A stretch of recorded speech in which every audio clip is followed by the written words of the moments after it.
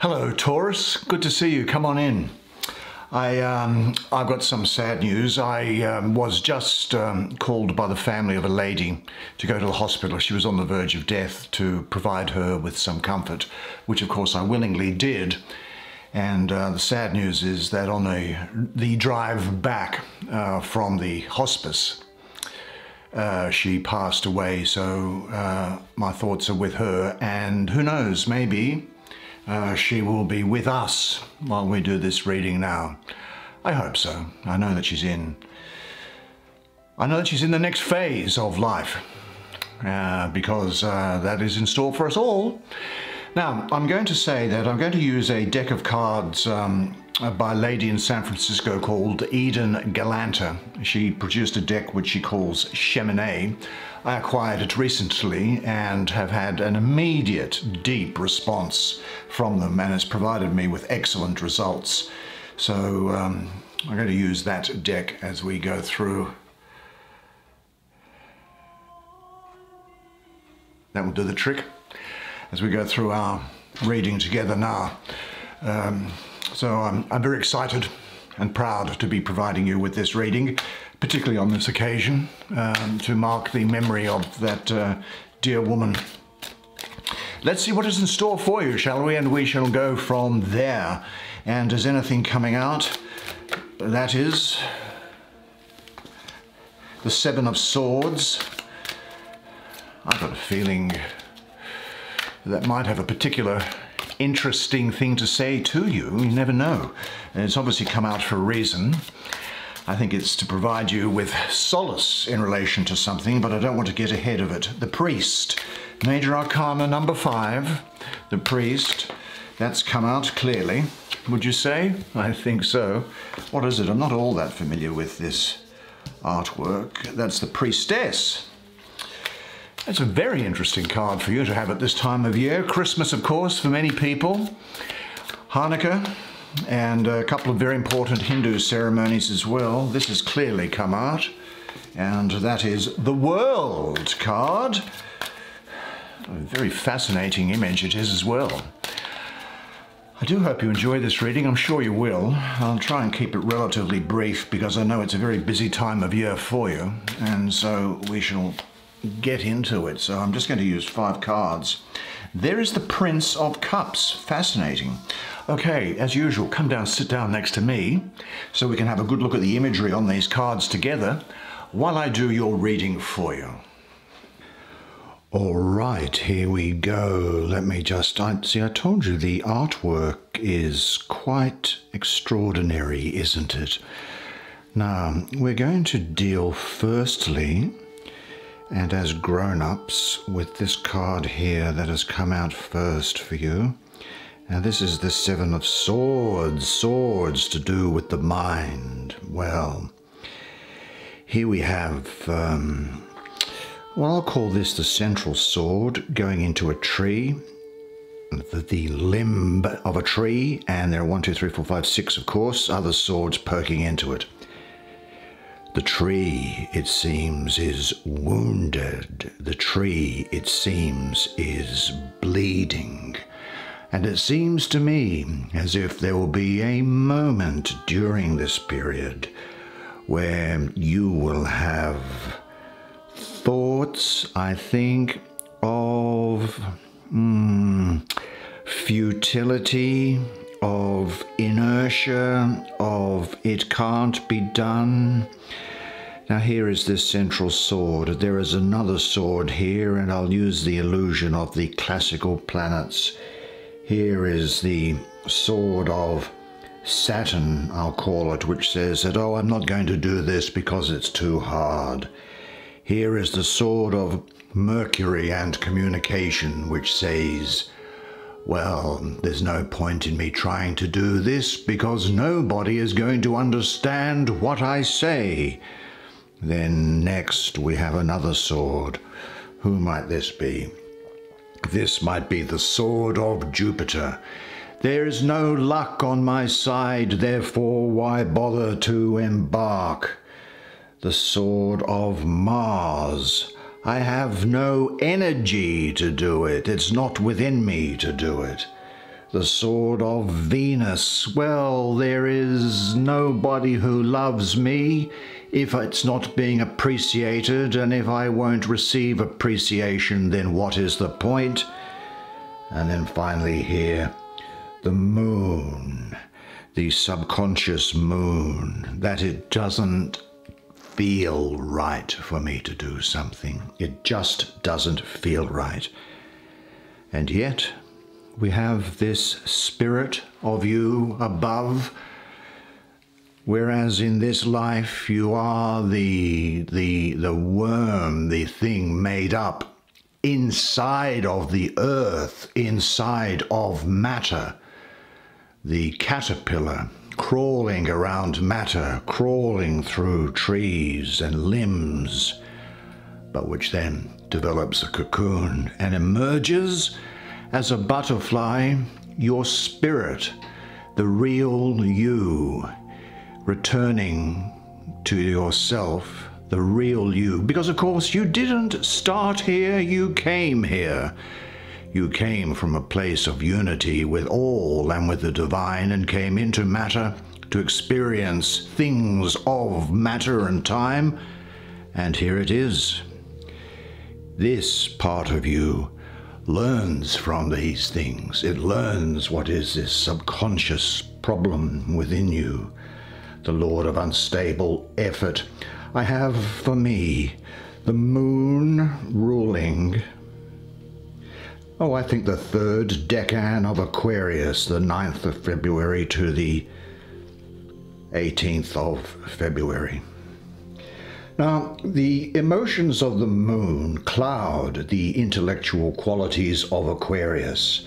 Aquarius is therefore weakened, giving you, I think, a lack of clarity.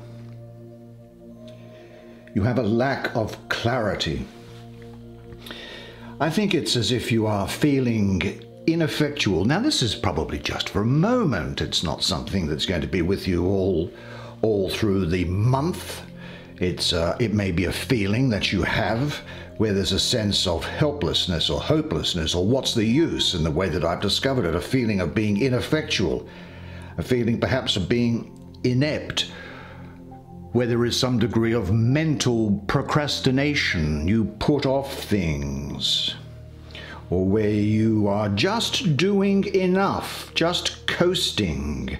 And just coasting is not your speed. That's not your style. You are someone who's here to do things, to make things happen.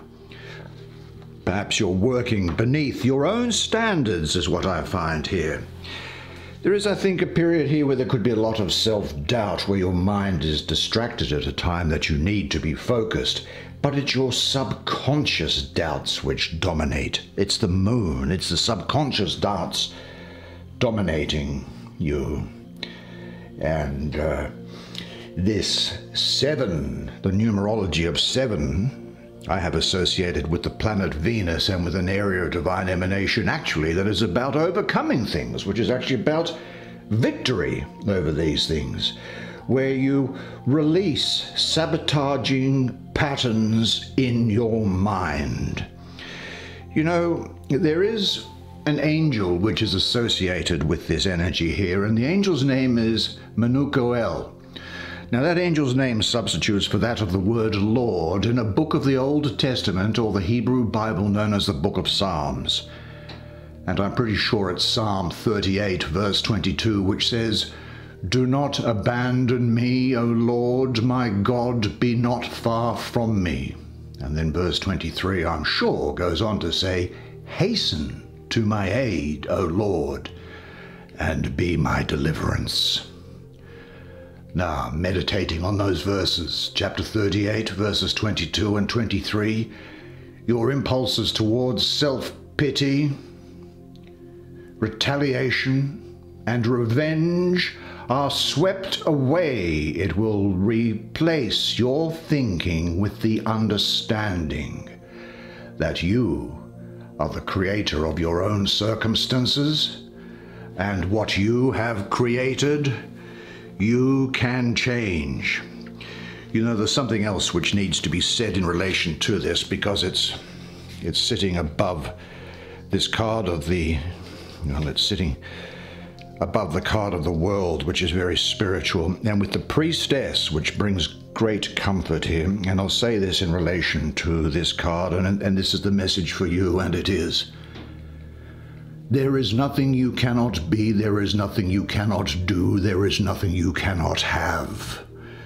You are the most magnificent, the most remarkable, the most splendid being God has ever created. For who could reject such wondrous magnificence? But you do not know who you are, and you think you are a great deal less. You are your own rule maker. You are the only one who can assess how you are doing. And you see all in the world, but all you see all in the world is your idea about it. Life will take off for you when you choose for it to. An idea is as swords.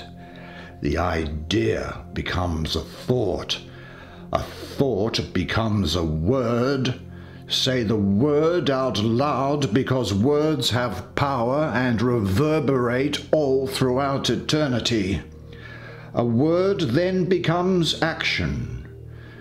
And if you are going to do it, start. And when you start, go all the way to the end. Do it. Do it. Seize it. Rejoice in it. And let no power on earth take it from you. Let's have a look now at this card here. Major Arcana, sitting underneath it. Well, this is a very interesting depiction of the world. Now, here we have what appear to be branches of a tree with a snake in between and planets orbiting the world. What can be said of the world is this, firstly, there is something which is important to say, and it is that the sacred principles of life have never been written down. They belong to the heartbeat, to the rhythm of the breath and the flow of the blood.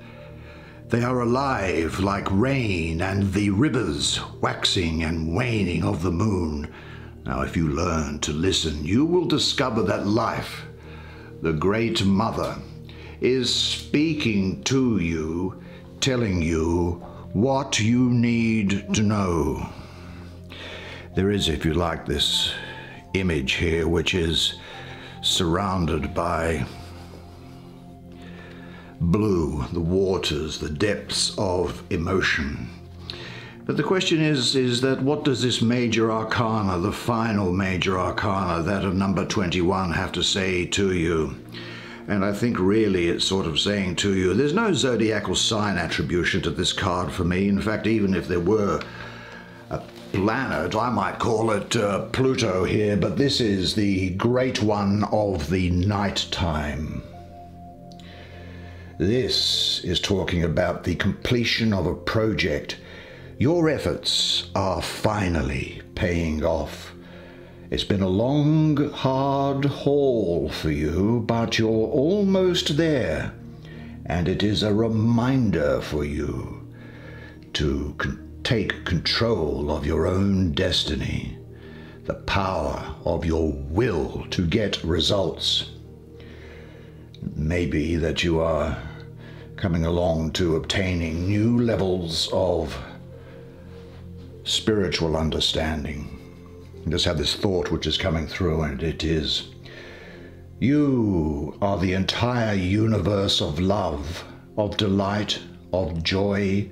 Let me also thus to you, O coiled light within me. In the light and in the night, Let me be the vehicle of your love. Yes, let me be the vehicle of your love. Travel. Liberation from bondage, in a way, is what I'm seeing. And this is really a time where you are burning off karma that has attracted itself to you. There really is no bad side to this card. I think that this is the completion, the initiator. I think you'll be one who is gifted in simultaneously completing the old and in initiating the new. Able to bring change into institutions or strongly structured environments. I think you'll be quite ecologically minded during this period. There'll be a desire to experience as much of the world and its people as possible. I think also for some, just getting a message here that maybe before the age of 21 there was a sexual block that needed to be acted through, but that has now occurred. Now, something is ending and beginning at the same time. Maybe it's a desire to travel, to study, or maybe even to liberate a sexual reticence. Trust your perceptions. Make a list of all unfinished situations whose resolution would give you a sense of relief. Say to yourself, I am one with the universe. I deeply value making a contribution that makes the world a better place to live. I love to travel. I love to explore the unknown. I am excited about bringing ideas and creative projects into form. Really, really good card. Now we have a couple of cards here, which are major arcana. You've got the priestess and the priest. Let's have a look at the priestess, shall we? There she is, sitting down, enjoying herself. Really, she is, she's lying down and she's quite asleep. She's asleep within herself, isn't she? She has spirals upon her body which are reminiscent of the spirals of galaxies. Our own galaxy, the Milky Way galaxy, is a spiral galaxy. We just can't see it, of course, because we're right in the middle of it. The white pillars around her are a throne that she's sitting on. The red in the center of this area here is what I would call probably an allusion to her heart. And these black objects really seem to be ribs, don't they, encasing it in protection. I'll say this, I'll say that, well, she's the priestess of the silver star. For me, she's very much associated with the moon, and the moon represents cycles, going with the flow of life. The only thing about this thing is that I'd say guard against information being withheld from you. Guard against secrets being withheld from you. Guard against being lied to. But you should also guard against not listening and not being aware of what's going on around you and not being aware, not reading other people. This thought comes through it, and it is, yet your skin is cool and pale in the moonlight. Not even night can cool the embrace of your arms around me, nor darken the glistening silver-white substance of our love. I close my eyes, and it shields them not. Rather, you grow brighter still. Your eyes lock on mine, unblinking and uneclipsed.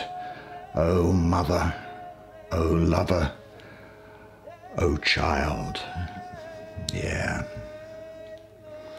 Why is she sitting here in this position with you? Why is she saying these things to us?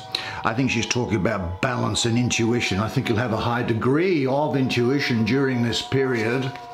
And it is the case that intuition is important because the sacred principles of life have never been written down. They belong to the heartbeat. They belong to the heartbeat. Yeah. This great mother who speaks to us. I think what she's also saying is that one might have practiced on a spiritual path for 30 years, or one might be walking through a dappled wood, or one might just have met a friend who will be a friend forever. Suddenly, love is present, arriving unexpectedly as a tender feeling, as a fragrance in the heart. I think it's the case that you may be unwilling to accept limitations upon yourself, and you will be unwilling to impose limitations on other people. It's about self-knowledge. It's about insight, this card. Now, you may be beginning a very creative cycle, asserting your independence. There's definitely going to be an increasing self-esteem for you during this period, and you are becoming aware of intuition as a gift. It is a time for discovering the oasis that is within. Now, I'd have these thoughts in mind. I trust my intuitive abilities. I deeply honor and value the human being that I am. I am an intuitive and perceptive person. I trust myself and honor my sense of integrity. Now, this can represent a platonic friendship being established during this period, but certainly I think some sort of period of alone time may be necessary, and there's nothing wrong with alone time. It's very, very regenerative. But of course, always remember that changes on the inside are necessary in order to make changes on the outside. And I think there'll be a need for you to be more confident of and to connect with your feminine side. Now, before any males get concerned about that, let me say that each of us men has a feminine side. It's just that the masculine predominates. And conversely, each of the women have a masculine side. It's just that the feminine side predominates. I think this is also a period of you going with the flow in life and being comfortable with yourself. Now, here we have the priest, of course. He's made an appearance. I did not expect to see the priest here, I must admit. Now, what are some of the things that we can say about the priest, and why is he here for us? He's very much about sustainability. He's very much about, I'm getting very much the figure about ecological sensibility.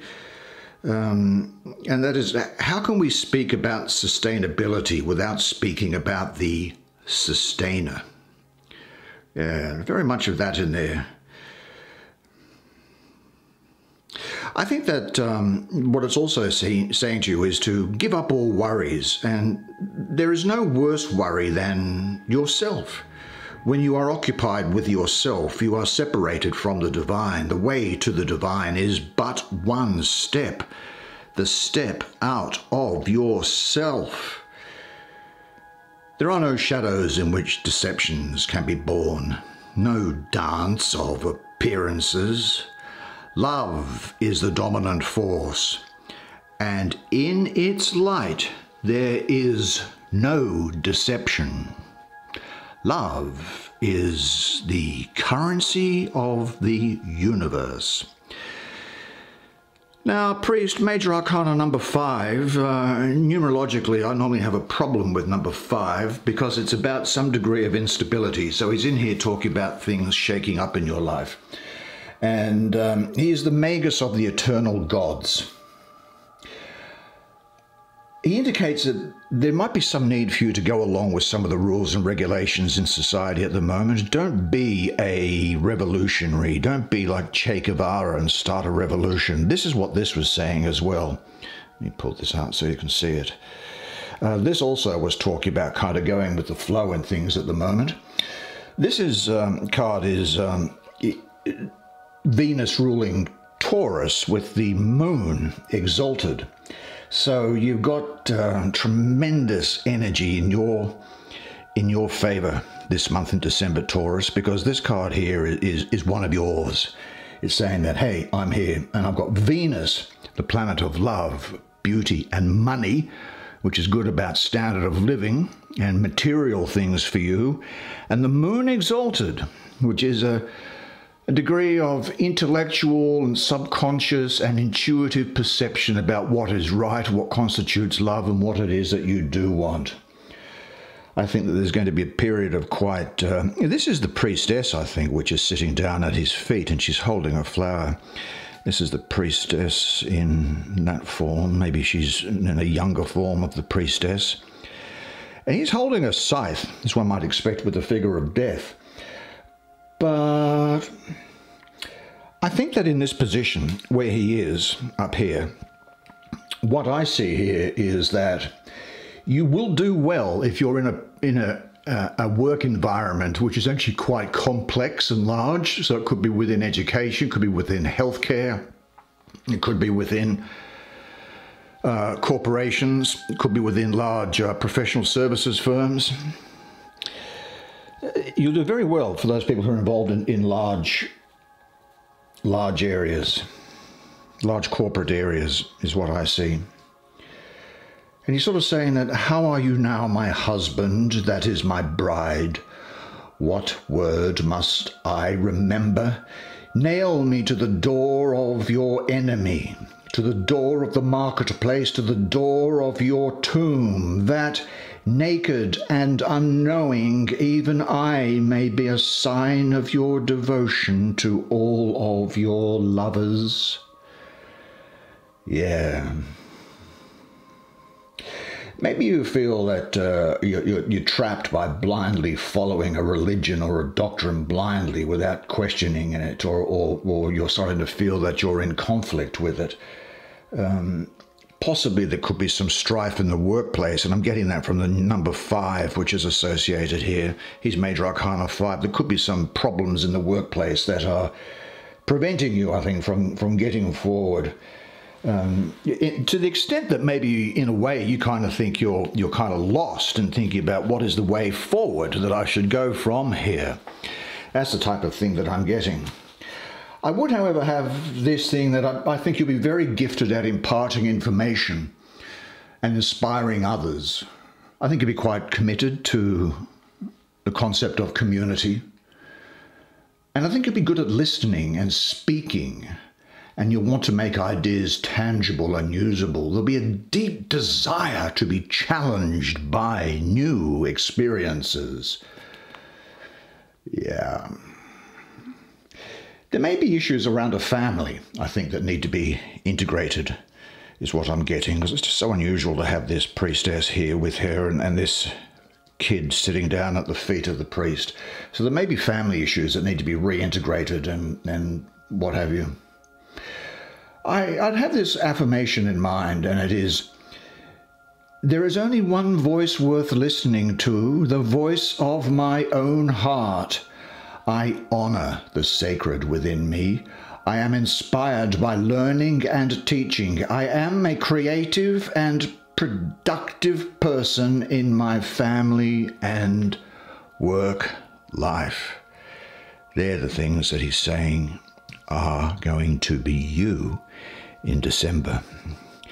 And then we come here to this guy, the Prince of Cups. Hello, Prince of Cups. What do you have to say to my friend here, young man? What is it that you have to say? Well, the first thing that I'll say, I notice, is that he sort of has something of a petulant, dissatisfied look about him, doesn't he? He sort of almost has a sort of a feeling of entitlement about him. Here is a person, and if it is a person in your life, because I'm getting very much Scorpio and Libra energy around this. In fact, why don't I pull it out so we can see him in context with the other cards. I'm very much getting Libra and Scorpio energy around this person, so don't be surprised if you come across or have things to do with a Libra or Scorpio person. That could be a male, it could be a female. These court cards, of course, the genders are transposable. But I'll speak of him as if he's a male. That is a man who is a young man of subtlety, of secret violence, of craft. He's like an artist that's sort of very calm on the outside, but the surface masks an intense passion. Now, princes are air. As air in cups, water, airy part of water, they strengthen each other but are neutral. So in elemental dignity rules, there are no elemental contradictions in his makeup. But with him, the elements combined with Scorpio to make him quite an intense character. As a fast river flows, so does he, trying to get the most out of life as possible. And I think he cares intensely for power, for information, and his own aims. He looks after himself, and other people come second. Definitely comes second. I'd say that what we could also say about him is, what am I getting from you? I'm getting it with this and with that, is that I think this might represent a period for you of rest and healing that's necessary after a period which could have been quite chaotic or even traumatic in some way. And this allows you to mend before you go out into well, what I'd call a more productive phase is what I'm getting at here. It's not that, well, make sure that you use the time wisely this month, because if you don't, you can have a repeat cycle, if that's applying to you. With the Prince of Cups, this guy comes down when he's exhausted from periods of passion and loss is presented by that sort of airy Libra into that very intense Scorpio. I think he or someone else's expectations have been unfulfilled, which leaves a tinge of sadness. Yet what is important is that I think he's saying to you that you need to set realistic goals. You need to be careful not to shut yourself away and stop trying to move your life forward after what may be a bit of an episode. And look, this is coming to mind again, isn't it? So these cards do speak to us, quite with a great degree of wisdom. So here is something that he's saying. I think what he's also saying is that for the prince, when he has lived life on the edge, he can experience loss. It's kind of inevitable, living life on the edge. But I think here also they're saying that there is this real great potential for balance and harmony. There is an intensity to him, well, thanks to Scorpio influence, I think, which adds an emotional depth to a sexual relationship and gives it a great degree of intensity. Now, that can also be, with people who are coupled as much as with people who are not coupled. But this doesn't, I just don't think that this means just sexual fulfillment, but getting the most out of life by living it to the full, using the energy of Scorpio to push things forward. So it may be a period where you appear calm on the outside, but this is masking an intensity on the inside, which could make you quite volatile. You'll certainly have a lot to offer. You'll have immense ability, but make sure that you can be relied upon, unlike this guy. Now, his main priority is to himself. So if you happen to be with someone who is a Prince of Cups, understand that where you stand, and that is second or third or fourth. You definitely don't come first. The Prince of Cups is number one, always in his mind. He can shed insight into other people's lives, and is very good at that, because generally he's done everything. So I think that this is a period too where you'll be able to shed insight into other people's lives, and I think that we were getting that feeling from this as well, weren't we? But beware, because at worst this guy could be cruel, selfish and reckless. That's the way it is for you this month. There we go, December. Your December reading. I hope you enjoyed that as much as I enjoyed giving it to you. Now, don't forget, make sure you check out your 2020 yearly reading. Just search for me, Nigel 2020, in your sign, and you'll get it. I thought you were fantastic during that reading. You were outstanding, and you played your part to perfection. And really, all that remains for me to say is this, that you are a legend, and I look forward to seeing you next month. Until then, bye for now.